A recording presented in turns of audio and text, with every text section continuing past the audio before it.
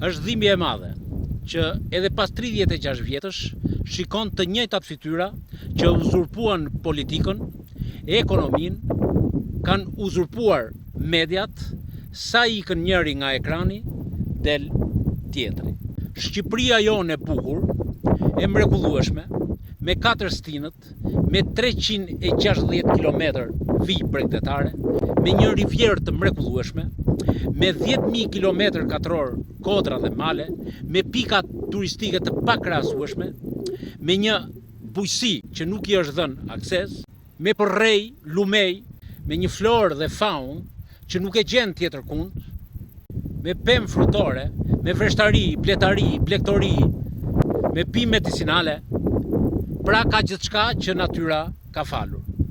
Por ky vend është vjedhur nga këta, nga trekëndshi i Bermudës, i cili akoma nuk toleron dhe nuk lëshon, nuk çedon, sepse frika është e madhe, pasi pasuria e paligjshme akoma nuk është kanalizuar në të ligjshme.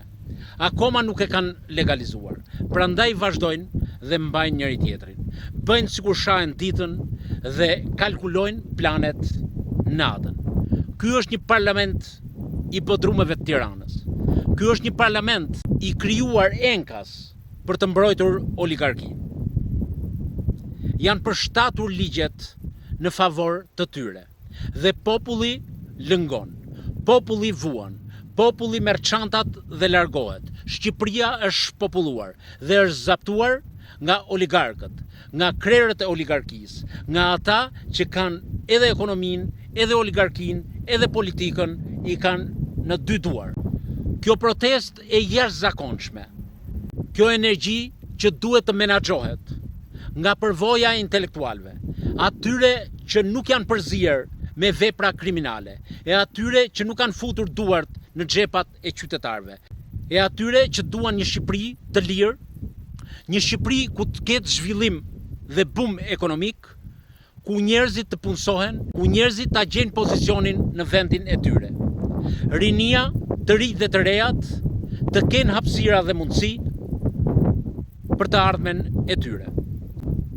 Duhet të ketë investime të huaja dhe vendese, por së pari prona duhet ketë legjitimitet. Prona duhet jetë e ligjshme. Prona duhet i kthehet pronarit. Shtresat e marginalizuara duhet të rehabilitohen. Çfarë ngelet kësaj proteste madhështore? Të dalë çdo natë para kryeministrisë, të bëjë dhe 3 xhiro në bulevard apo në akse të ndryshme të Tiranës, apo të dalë me kërkesa legjitime. Absolutisht duhet ketë ndryshime kushtetuese. Duhet kemi një kod të ri zgjedhor. Duhet kemi një vetting për politikanët. Duhet kemi një mbështetje të hapur për spakun, sepse populli të dënon me votë dhe drejtësia me ligj. Në qoftë se ne nuk do të kemi këto, s'kemi bërë asgjë tjetër, thjesht kemi legjitimuar pushtetin në opozitë të Sali Berishës dhe në qeverisje të Edi Ramës. 2 njerëzve që mbajnë njëri tjetrin. 2 njerëzve që ndajnë pazare. 2 njerëzve që e kanë bërë Shqipërinë si të tyre. Del njëra pal e thot Belinda Balluku ka vjedhur e ka 300 hyrje. Del pala tjetër e thot Argita ka vila në të gjithë kryeqytetet e Europës. Del njëra pal e thot ka vjedhur X-i, e del fala tjetër ka vjedhur Y-in. Kjo është një oligarki kriminale që nga viti 1990 e deri sot janë po të njëjtët fytyra që kanë grabitur gjithë ekonominë. Prandaj ne duhet ndahemi një herë për gjithmonë nga këta qiban që kanë mbajtur gjallë amanetin e Ramisalis. Lexojeni, studiojeni atë që ka thënë në 1989. Pra, pushteti komunist do bjerë. Dhe ne, partitë politike që do themelohen në pluralizëm, duhet drejtohen nga ne. Ekonomia duhet jetë e jona, prona duhet jetë tonat. Gjithçka duhet jetë e jona. Dhe në njëri që kërkon të marrë ata që kanë pas prindrit e tyre, do t'ju tregojnë vendin. Kjo protest nuk duhet mbetet në mes të rrugës. Kjo protestë duhet vazhdoj. Kjo protestë, kjo energji, kjo pafajësi që kërkon drejtësi, nuk duhet bjerë viktim si ne në vitin 1991, kur na kthyen, pra shfrytzuan energjin ton, pafajësin ton, për të ndryshuar formën e regjimit, por jo përmbajtjen e tij. Mbase në vitin 1991 do kishte pas viktima, mbase në blok do ishte derdh gjak, por Shqipëria do kishte shpëtuar. E si mundet të dalin e të ligjërojnë këta, kur vetëm për pronat janë vrarë 11.000 ca veta? E si mundet të dalin e të ligjërojnë ta, kur janë 5.000 të pushkatuar pa gjyq të regjimit Enver Hoxhës dhe nuk u dihen varret? E si mundet të ligjërojnë ta, kur nuk kanë rehabilituar dhe të shpërblyer moralisht dhe ekonomikisht të dënuarit politik? Edhe si mundet të dalin e të thonë kemi bërë edhe gabime? Në fakt, nuk thyen një stop makine, po tjetërsuan historinë e familjeve të mëdha. Tjetërsuan historinë e vendit. Sot jam në këtë pikë të mrekullueshme. Normalisht që duhen investime, por kush e ka marrë këtë vend? Kush e ka? Kush e administron? A janë pronarët e lishëm që u sekuestrua nga Enver Hoxha?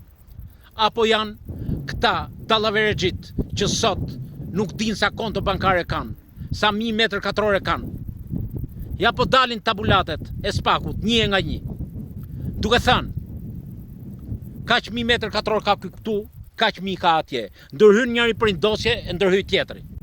Pra i gjithë pushteti nuk është shfrytzuar për në të mirë dhe në interes të popullit, por në të mirë dhe interes të atyre që kanë qenë në karrige, të atyre që në mëngjes ishin pa kanatiere e në darkë ngryseshin milioner, po jo në para, në dollar, në euro.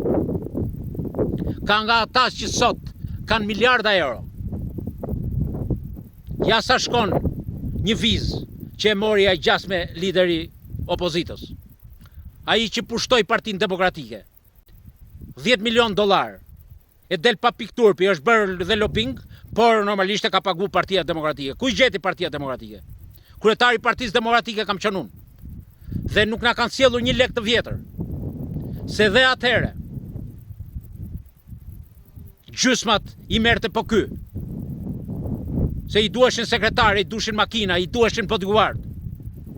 Se nuk ikun shtëpi në 2013, të shikonte interesat e familjes vet, të shikonte të rrinte me nipër e me mbesa.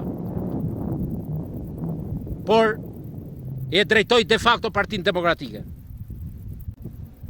Kemi folë stërfol të 10 vite. Kemi thënë gjithçka kemi mundur. E sot ajo protestë po mëshiron të gjitha ato që kemi thënë ne. Nuk kemi ndetur, nuk kemi hershtur. E falenderojmë diasporën. Falenderojmë të gjitha ata që ndjejnë për atë dheun, edhe po vinë në këtë protestë. Falenderojmë rinin shqiptare, por dhe të gjitha ato intelektual që me përvojën, po gjinden mes kësaj energjie. Por kjo duhet të kanalizohet dhe duhet të finalizohet, duke larguar të gjithë të korruptuarit. Forcë dhe akses Spakut është i vetmi organ legjitim që do arri dhe do mundsoj që përmes ligjit ne të përmbushim kauzën tonë dhe të bëjmë një Shqipëri si gjithë Europa. Se Shqipëria në mes të Europës është. Shqipëria ka vendet më të bukura, ashtu siç thash dhe pak më lart. Por është vjedhur, është sakatuar, është coptuar. E që ta kthejmë në legjitimitet të plot, mbështesni Spakun dhe vetëm Spakun.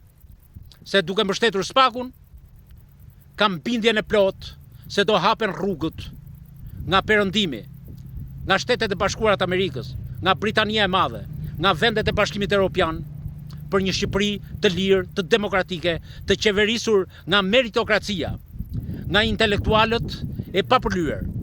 Ata që me të vërtet duan të lënë gjurmë në histori.